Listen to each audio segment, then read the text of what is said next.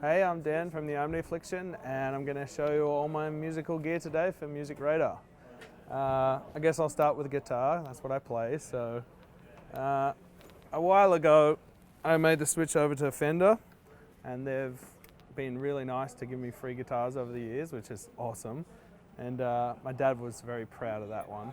I was playing a different brand before, and he thought that was cool, but you move to Fender, and all the old blokes love that. So. I've got the Professional Series Stratocaster, and yeah, we didn't do much to it. It's standard. I play strings 64 through 14, and we do some down tuning, so that handles that well. And yeah, I've got the lock-in tuners on the back. That wasn't standard, but we got them put in there just for the tuning of the set. We don't want to go out. And the floating bridge, we got Fender to chock that in the back, so they put something in the back and moved the volume pot from here to here because I'm semi messy when I play guitar and moving around, so got the volume out of the way because the tone doesn't really matter if it changes as much, but you don't want to turn your guitar down halfway. So changed the pickups as well. I'm with a band called Fishman, and they make a set of 3 that look just like the Fender standard. And yeah, they're a powered pickup, and I get the question a lot, how do you get so much gain out of the single coil? But it's not actually a single coil, it just looks like one. It's like a stacked single, and it's powered by this battery on the back. So that's the battery itself. You plug it in like a phone, which is pretty crazy. It looks weird when you do that, but yeah, it's good. I don't know how long you have to charge it and how long it works, but our guitar tech does that stuff. And so I've got this one, it's a Sonic Grey. And I've got another one, which is I think it's the Antique Green, and they're the Professional series, and they come in a few other colors, but I just picked I guess I don't want to be sexist, but the boyish colors because I didn't want to have black, because I think the black has the potential to look, everyone's got a fake Fender, and they usually have a black one, so you don't want to look like you got a fake one. So I went with the green and the blue, it's easy. And yeah, that's pretty much about the guitar. They're pretty much a carbon copy of each other, and that's all there is to it, I think, guitar-wise. Pretty simple. Are they both maple fingerboards or both? They are both maple. I just like the brighter tone. I have some rosewood fretboards at home on some other models they've given me, which is really nice of them. But for live, we only have one guitar now, so I can afford to have the bright tone. I don't have to mix in with like a dull tone rhythm guitarist or anything. So yeah, it's a little quicker and it's a little softer and sounds brighter. So yeah, I don't think I've changed much else, and just we bang them around, and Fender are nice enough to give me new ones when that happens. Yeah, well, like I said, I was playing another style of guitar, a heavier metal style that lots of people in the genre use, and I was with them for a while and they're really good to us, but one day I went and had a look it was time to get some new guitars, and I looked on their website, and a bunch of them had like horns and like bat wing decals and all this crazy stuff, so I was like, oh, that's not really my vibe. I don't want to look like just, a crazy death metal guitarist. So our manager actually had a good hookup with Fender already, because he'd worked with some other bands, and he said, I can try and see what they say, and they were like, hell yeah, we want to give Amity some guitars. So especially in Australia, we do pretty well there. So the Australian rep Heath, he's been great to me, and I've met the guys in LA. I've hung out with Billy, and he took us through the factory there and showed me everything. So those 2 guys have been great, and they just hook us up. But I just wanted to, instead of like going to Gibson, I just thought Fender, like I said, we've only got one guitarist, and it's more of a lead guitar. In my brain it is, and I thought that's the guitar for me. And I also liked Blink-182 a lot growing up, so I wanted to be like Tom. This is in drop A sharp, but I'll get to it once we start talking about the Kemper. That's what it stays in for the whole set, and we use, all our songs are in a different tuning basically, and we use the pitch shift on the Kemper to change tunings rather than me have to, or swap guitars over and over. That's why we get lucky. We only have to bring 2 guitars on tour. It's really only if I snap a string that one's set up in the same thing. So yeah, it's just, the future is now. I think you'll see this Canadians logo here. We all play NHL on PlayStation a lot, and we scream things at each other, and we get very into it.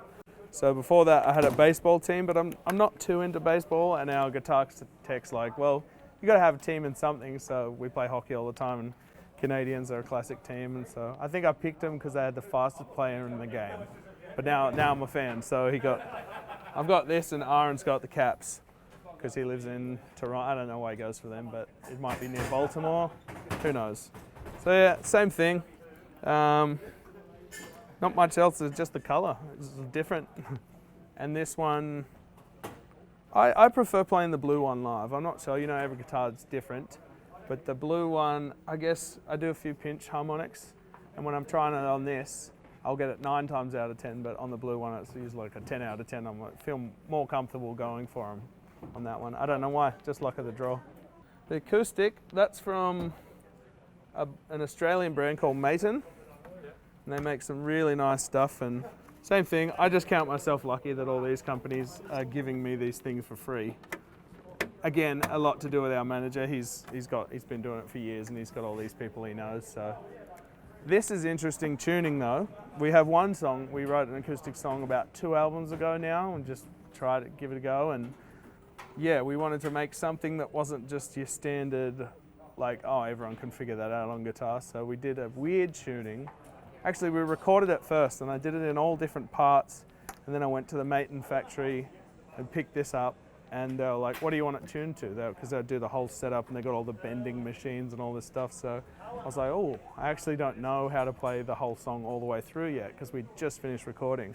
So on the spot, I'm like in front of all these guys who make guitars, like, oh, I don't know what I'm going to tune it to and all this stuff. So I came up with, it's B-E-A-D-A-D.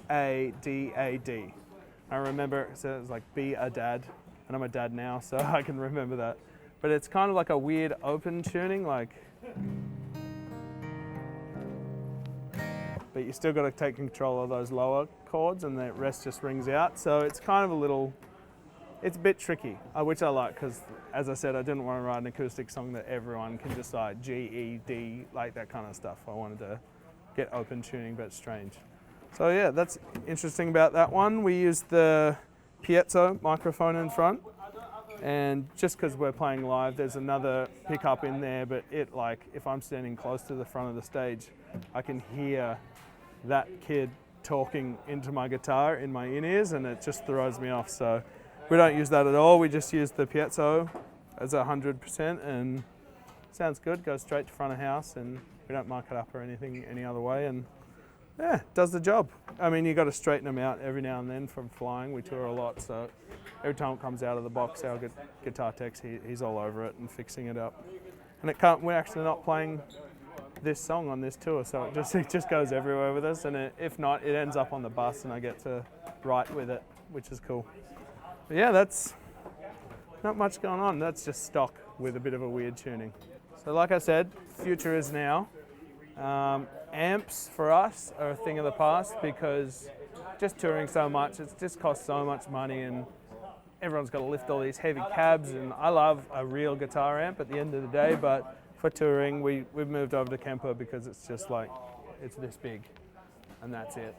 So yeah, I've got a switcher up the top here, which is a multi-selector, so that will be like, it says blue, green, acoustic or mute. So that's easy for our guitar tech, he can just switch me between things. And then our wirelesses, they're Sennheiser and the G3. And then there's the Kemper. And I wish I had one at home because I'd know it back to front. But it's been a while, so I'll do my best. So per song, we have like a performance saved to the remote, which is down here. And that's what I used to have out on stage, but we move around and we try and cross over on the stage and make the show interesting. So lucky me, I gave it to our guitar tech, and he sits here and does it for me, and I run around out there and have fun. But yeah, so there's a performance per song. So this one will load up and says All My Friends Are Dead. That's like our first song we play for the night. And within that are patches, and I've got clean, dirty, crunch, and then over here I've got reverb, delay. And that can be added, or it can be started with delay or something. So per song we have different tones, and we get all our tones from STL Tones. It's like a Sydney-based company in Australia. They've been really good. They make some like Pro Tools plugins and stuff, and they hooked me up with that, so thank you.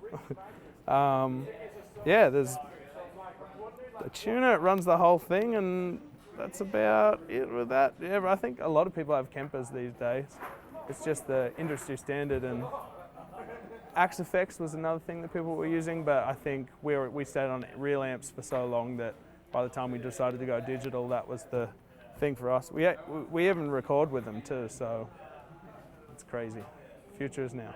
Did it take a while to kind of adjust to being on stage and having like a quiet stage? It did, yeah. When we actually ran like side fills and monitors to begin with, just to get that feeling on stage. But after a while, we're with a good in-ear company now, Audiofly from Australia. Once we've got those in, you can kind of mimic it because it's got like some crazy bass technology thing that happens in there. I don't know how they do it, but yeah, it gives you that feeling at least in your head. And then, you know, a gig that's big enough, you kind of get that rumble from the whole place anyway, but definitely missed it, but you come accustomed to it. I'd rather not carry a guitar head around and deal with a bit of less rumble. Yeah, that's, like I said, we just keep it simple. It's really not worth our time to go any crazier than we do, because then things can go wrong, and we'll just keep it simple, stupid. Actually, so we have two Kempers. That's interesting, I guess. I'm through this one, and Aaron plays bass through this one. There's basses over there, and he plays Fender P basses. Don't know if that's something, but yeah. So if anything was to go wrong, our guitar tech somehow has this tricky way of just, he takes the two outs and just puts them like bang, I'm into Aaron's, and then he's got all my sounds preloaded into this too. And then if that happens, Aaron, his bass will just go straight through the PA. So we have this flip system if we ever need it, but we haven't needed it yet, and we never will, I hope.